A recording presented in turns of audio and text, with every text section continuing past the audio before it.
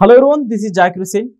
ZPTC Pulivendula ZPTC ఉప ఎన్నికలు అయితే స్టార్ట్ అయిపోయినాయి. సో ఇందులో ఆ 3 గ్రామాలే కీలక పాత్ర పోషించబోతున్నాయి అంటున్నారు. సో ఆ 3 ప్రాంతాలు ఏంటి, వాటి గురించి డిస్కస్ చేద్దాం. ప్రస్తుతం మనతోటి సీనియర్ జర్నలిస్ట్ శేషరావు గారు ఉన్నారు. వెల్కమ్ చెప్పేద్దాం.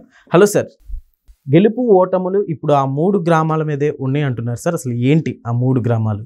సో పులివెందుల అసెంబ్లీ నియోజకవర్గంలో జెడ్పీటీసీ ఉప ఎన్నిక అనేది ఇప్పుడు రాష్ట్ర వ్యాప్తంగా జరిగేటువంటి ఎన్నిక అన్నట్టుగా ఫోకస్ అవుతుంది.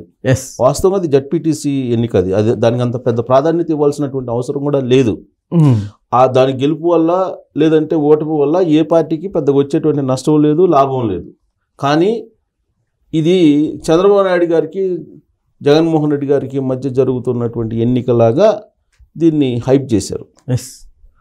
ఇప్పుడు అందరూ అక్కడ మోహరించున్నారు, ఆ జెడ్పీటీసీ ఎన్నిక దగ్గర మోహరించున్నారు. సేమ్ అదే జిల్లాలో ఒంటిమిట్ట దగ్గర కూడా ఎలక్షన్ జరుగుతుంది. ఒంటిమిట్ట అలాగే పులివెందుల ఈ రెండింటి మీదనే ఎక్కువ కాన్సన్ట్రేషన్ చేశారు. యాక్చువల్గా నెల్లూరు అలాగే మాచర్ల, గుంటూరు జిల్లాలో మాచర్ల, ఈ 2 ఎంపీటీసీ ఎన్నికలు జరిగితే వివేకగ్రీవం అయిపోయాయి. అసలు వైఎస్ఆర్ కాంగ్రెస్ పార్టీ తరఫు నుంచి వచ్చి నామినేషన్ వేయటానికి కూడా ముందుకు రాల. అవి 2 ఏకగ్రీవంగా తెలుగుదేశం పార్టీ కైవసం చేసుకుంది. బట్ వాటి గురించి ఎవరు పడుచుకోవట్లా. ఇప్పుడు కడపలో జరుగుతున్నటువంటి జెడ్పీటీసీ ఎన్నికలకు సంబంధించి ఎక్కువగా పులివెందుల జెడ్పీటీసీకి సంబంధించి మాట్లాడుకుంటున్నారు. దానికి కారణం ఏంటి అని అంటే జగన్మోహన్ రెడ్డి గారి నియోజకవర్గం, సొంత నియోజకవర్గం కాబట్టి. అది పైగా 30 ఏళ్ల నుంచి అక్కడ ఎన్నిక జరగల. ఎందుకు జరగలేదు అని అంటే దానికి రకరకాల కారణాలు. అక్కడ ఫ్యాక్షనిజం అనుకోండి, లేదంటే రిగ్గింగ్ అనుకోండి, లేదంటే అభ్యర్థులను భయపెట్టడం అనుకోండి, లేదంటే ఫ్రీ అండ్ ఫెయిర్ ఎలక్షన్ జరగకుండా రకరకాల జాడ్యాల కారణంగా ఎన్నికలు జరగలేదు అనేది వినిపిస్తూ ఉంటుంది అక్కడ.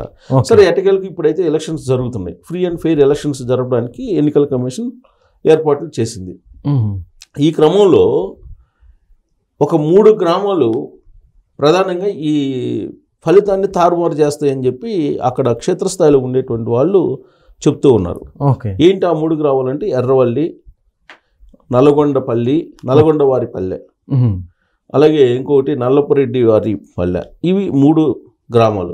ఏంటి సార్ అంటే అక్కడ టీడీపీ మెజారిటీ పెరిగిందని చెప్పుకోవాలా, లేకుంటే వైఎస్ఆర్సీపీ ప్రభుత్వం వాళ్ళకి వ్యతిరేకమయ్యారని? ఈ 3 గ్రామాలు బేసిక్గా వైఎస్ఆర్ కాంగ్రెస్ పార్టీకి చాలా బలంగా ఉండేటువంటి గ్రామాలు అనేది ఆ పార్టీ చెప్పుకుంటుంది.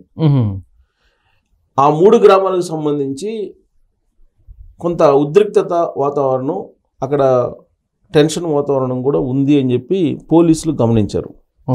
పోలీసులు యాక్చువల్గా అతి సమస్యాత్మక గ్రామాలను కూడా గుర్తించారు. అక్కడ ఉండేది మొత్తం కలిపి 10,000 చిల్లర ఓట్లు ఉండేది, అందుకని ఎక్కువ లేవు. ఇంకా ఒంటిమిట్ల అన్న 30,000 ఓట్లు ఉన్నాయి.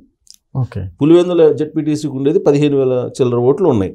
ఈ ఓట్లు ప్రధానంగా గ్రామాలు, ఆ పరిధిలో ఉన్నటువంటి గ్రామాల్లో ఈ 3 గ్రామాలు ఇంపార్టెంట్. ఈ 3 గ్రామాలు ఏంటంటే వైఎస్ఆర్ కాంగ్రెస్ పార్టీకి సంబంధించిన గ్రామాలు అని చెప్పి ఆ పార్టీ చెప్పుకుంటూ ఉంది. అసలు వాస్తవంగా 30 ఏళ్ల నుంచి ఎన్నిక జరగలేదు. మొత్తం జెడ్పీటీసీ పరిధిలో ఉన్న గ్రామాలన్నీ వైఎస్ఆర్ కాంగ్రెస్ పార్టీ బలంగా ఉండాలి.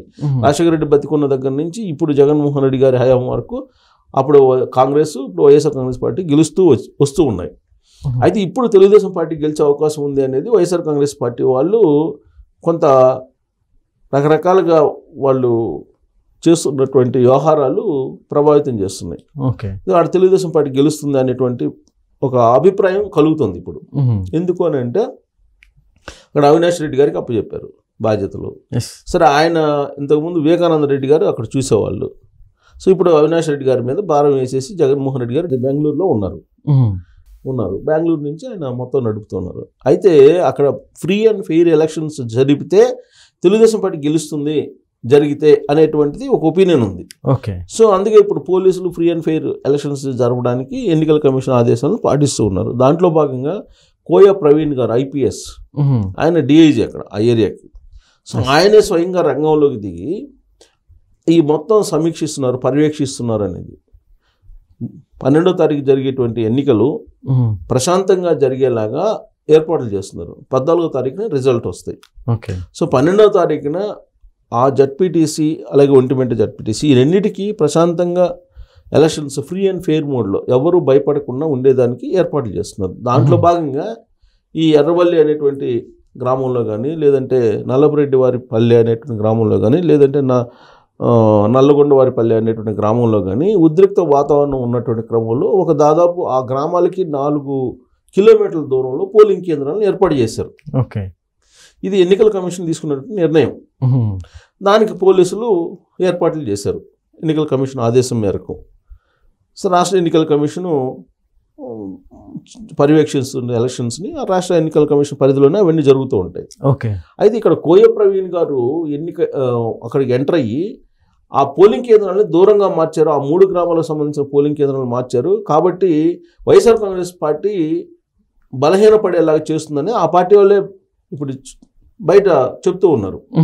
ఇప్పుడు ఆ గ్రామాలకి దూరంగా ఏర్పాటు చేయటం అనేది వాళ్ళకి నచ్చట్ల వైఎస్ఆర్ కాంగ్రెస్ పార్టీ వాళ్ళకి. అంటే ఆ 3 గ్రామాలు వైఎస్ఆర్ కాంగ్రెస్ పార్టీకి సంబంధించినవి.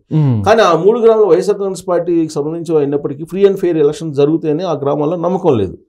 ఫ్రీ అండ్ ఫెయిర్ ఎలక్షన్ అయితే తెలుగుదేశం పార్టీ ఈసారి రివర్స్ అయ్యారు. ఓటర్స్ అందరూ కూడా తెలుగుదేశం పార్టీకి అనుకూలంగా ఓట్లు వేస్తారు. ఆ 3 గ్రామాలలో వేసేటువంటి ఓట్లతోటి జడ్పీటీసీ తెలుగుదేశం పార్టీ గెలిచే అవకాశం ఉంది అనేది తెలుగుదేశం పార్టీ వాళ్ళ ఈక్వేషన్. అందుకే ఫ్రీ అండ్ ఫెయిర్ ఎలక్షన్ జరగాలంటే ఆ గ్రామాలకు దూరంగా పోలింగ్ కేంద్రాలను ఏర్పాటు చేయాలి అనేటువంటి ఒక అభిప్రాయం తెలుగుదేశం పార్టీ వాళ్ళకి వచ్చి ఎలక్షన్ కమిషన్ చెప్తే ఎలక్షన్ కమిషన్ పరిశీలించిన తర్వాత క్షేత్రస్థాయిలో ఆ పోలింగ్ కేంద్రాలను దూరంగా పెట్టారు. సో ఇప్పుడు వాటిని దూరంగా పెట్టడాన్ని రాజకీయ రాద్ధాంతం చేస్తుంది వైఎస్ఆర్ కాంగ్రెస్ పార్టీ. అంటే దాని అర్థం ఏంటి?